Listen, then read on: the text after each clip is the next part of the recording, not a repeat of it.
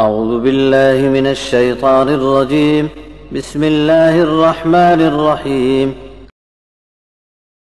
والنجم إذا هوى ما ضل صاحبكم وما غوى وما ينطق عن الهوى إن هو إلا وحي يوحى علمه شديد القوى ذو مرة فاستوى وهو بالأفق الأعلى ثم دنا فتدلى فكان قاب قوسين أو أدنى فأوحى إلى عبده ما أوحى ما كذب الفؤاد ما رأى أفتمارونه على ما يرى ولقد رآه نزلة أخرى عند سدرة المنتهى عندها جنة المأوى إذ يغشى السدرة ما يغشى ما زاغ البصر وما طغى لقد رأى من آيات ربه الكبرى أفرأيتم اللات والعزى ومناة الثالثة الأخرى ألكم الذكر وله الأنثى تلك إذا قسمة ضيزى إن هي إلا أسماء سميتموها أنتم وآباؤكم ما أنزل الله بها من سلطان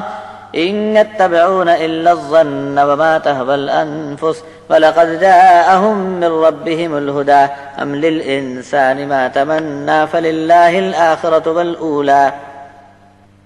اللہ کے نام سے شروع ہے جو بڑا مہربان نہایت رحم والا ہے. ستارے کی قسم جب وہ گرنے لگے تمہارے یہ صاحب صحیح راہ بھولے نہیں اور غلط راہ پر چلے نہیں. اپنے جی سے کوئی بات بنا کر نہیں بولتے، یہ تو بس وہ بات کہتے ہیں جو ان کی طرف وحی کی جاتی ہے. ان کو سکھایا ہے سخت قوت والے نے، جلوہ نمائی کے خوب اچھے منظر والا، بس ٹھیک سیدھا نمودار ہوا. وہ آسمان کے بہت اونچے کنارے پر تھا، پھر نزدیک آتے آتے قریب ہو کر سامنے آ گیا، پھر دو کمان سے کچھ کم فاصلے پر آ گیا. تب اس نے اللہ کے بندے کی طرف وحی کی جو کچھ بھیجی گئی تھی. جو کچھ اس نے دیکھا اس کے دل نے غلط نہیں جانا. اپنی آنکھوں سے جو کچھ اس نے دیکھا ہے تم کو اس پر جھگڑنے سے کیا حاصل. اس نے جبرائیل کو ایک بات اور بھی اصلی صورت میں دیکھا ہے، جہاں کانٹے دار بیری کی طرح روک لگی ہے. اعلیٰ درجے کی جنت کی قیام گاہیں اسی سرحد کے پاس لگی ہیں. جب بیری کے درخت پر چھانے والی نورانی گھٹا چھائی ہوئی تھی، نگاہ میں ٹیڑھا پن نہیں آیا اور حد سے آگے نہیں بڑھی. بے شک انہوں نے اپنے رب کی بڑی بڑی نشانیاں دیکھیں. تم بھی لات اور عزا کو دیکھ لو کہ ان کی حیثیت کیا ہے، اور تیسرے نمبر والا منات آخر کس کام کا ہے. کہ تم کو بیٹے اور اللہ کے لیے بیٹیاں، تب تو یہ بڑی بے ڈھنگی تقسیم ہے.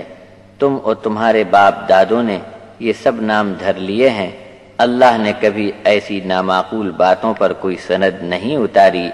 یہ لوگ اپنے گمان اور اٹکل کی پیروی کرتے ہیں اور من چاہی باتیں ہانکتے ہیں، جبکہ ان کے پاس ان کے رب کی طرف سے ہدایت آ چکی ہے. اب انہیں ایسی حرکتوں سے دور رہنا چاہیے.